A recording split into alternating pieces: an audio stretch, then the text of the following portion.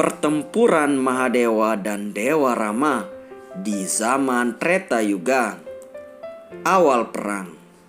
Kuda suci yang terkait dengan Aswamedayanya masuk ke negara bagian yang diperintah oleh Raja Viramani, pemuja besar Mahadewa. Kuda yang masuk lalu ditangkap secara paksa oleh putra sulung Raja Viramani, yaitu Rukmang, dan meminta pasukan Ayodhya untuk memberitahu Satrugna berperang untuk mendapatkan kuda ini kembali.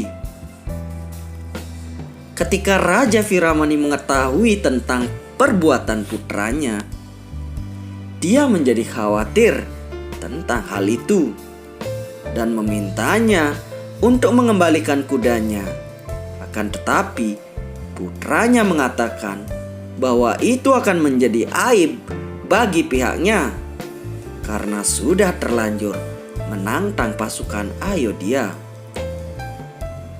Ketika Satrugna mengetahui kejadian ini, dia setuju untuk berperang dengan pasukan yang diperintah oleh Raja Viramani.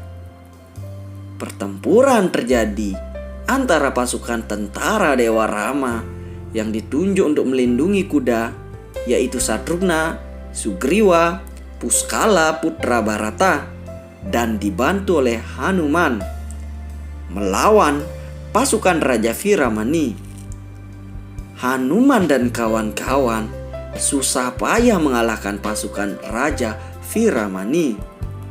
Lalu Hanuman menginformasikan bahwa Raja Viramani tidak dapat dikalahkan karena dilindungi oleh Mahadewa, dan menyarankan untuk tidak melanjutkan pertarungan dengan mereka tanpa melibatkan Dewa Rama. Oleh karena itu, mustahil bagi pasukan Ayodhya untuk memenangkan perang, dan kemudian mereka berdoa agar Dewa Rama bergabung untuk membantu dalam perang. Alhasil, datanglah Dewa Rama.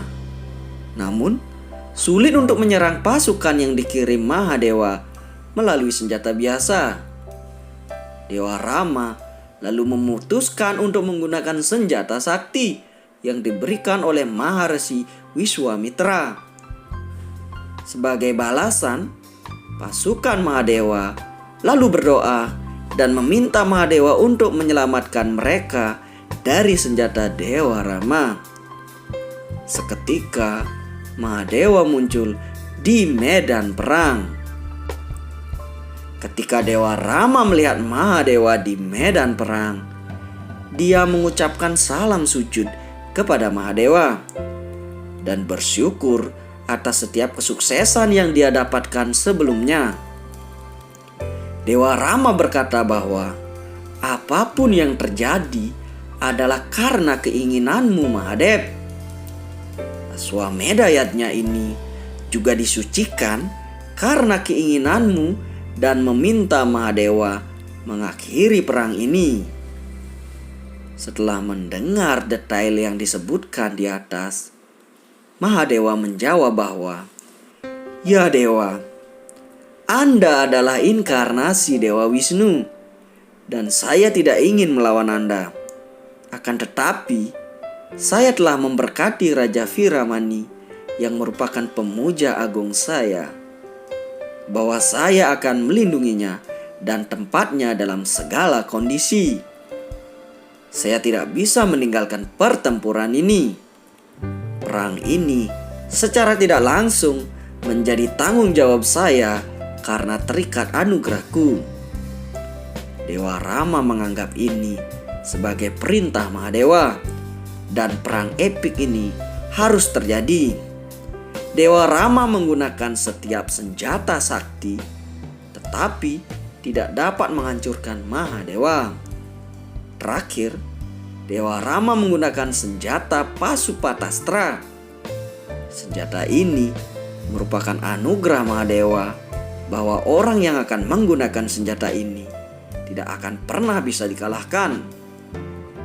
Karena senjata Pasupatastra diberkati oleh Mahadewa sendiri. Akhirnya, senjata ini mengakhiri perang ini. Akibatnya, Mahadewa harus mengabulkan apapun permintaan Dewa Rama. Dewa Rama meminta untuk memberikan hidup kepada setiap prajurit yang mati selama perang ini. Dan Mahadewa memberikan kehidupan kepada setiap prajurit yang mati, dan perang pun berakhir. Kuda suci yang ditangkap oleh Rukmang dikembalikan ke Ayodhya. Raja Viramani memberikan kerajaannya kepada putranya dan pergi bersama Dewa Rama sebagai wujud permintaan maaf atas kelancangan anaknya.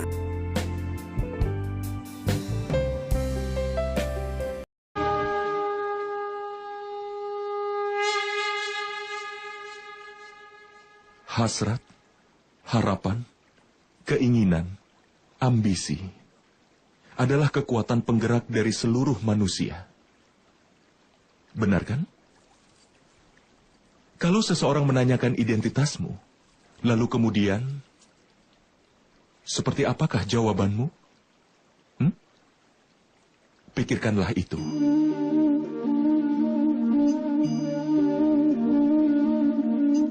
Kau akan segera menyadari bahwa semua keinginanmu akan menentukan hidupmu.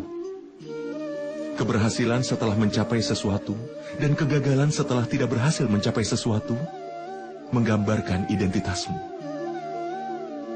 Banyak orang menjalani hidupnya dan mereka begitu ingin mencapai banyak hal, tapi hasrat mereka sendiri tidak pernah benar-benar mati. Keinginan membuat mereka menembus berbagai hal untuk mengejar cita-cita mereka.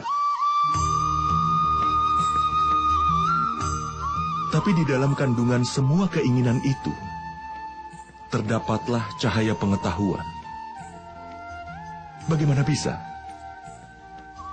Saat ada keinginan kita yang tidak terpenuhi, dan hancur dari tempat yang sama, cahaya pengetahuan pun masuk ke dalam hati manusia. Tidak. Ini bukanlah kisah tentang pergulatan keinginan. Ini juga bukan kisah dari betapa mengerikannya kelahiran dari setiap ambisi. Ini adalah kisah mengenai pengetahuan yang bangkit dari dalam keinginan.